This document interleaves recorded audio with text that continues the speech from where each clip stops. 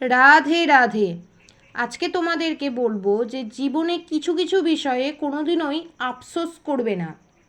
সেই বিষয়গুলো হচ্ছে নিজের চেহারা কিংবা গায়ের রঙের জন্য আফসোস করবেন না।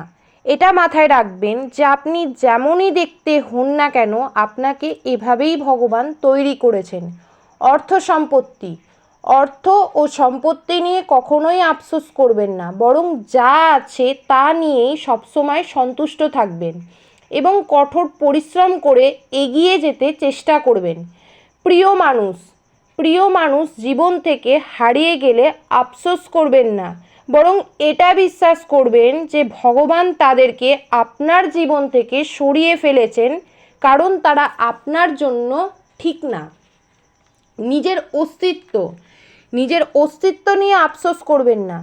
যা আছেন, যেভাবে আছেন সেভাবেই মেনে নিন। নিজের ওপর আফসোস আপনাকে মানসিক কষ্ট দেবে। নিজের পরিবার নিয়ে আফসোস করবেন না। পরিবার যেমনই হোক, সবসময় কৃতজ্ঞ থাকুন, এটা ভেবে যে আপনি অনাথ নন। আপনার জীবনকে সুন্দর করার জন্য আপনার পাশে একটা সুন্দর পরিবার আছে।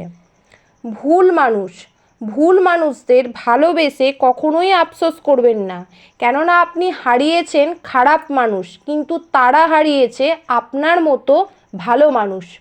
বরং ভগবানের ওপর কৃতজ্ঞ থাকুন। নিজের পেশা নিয়ে কখনোই আফসোস করবেন না।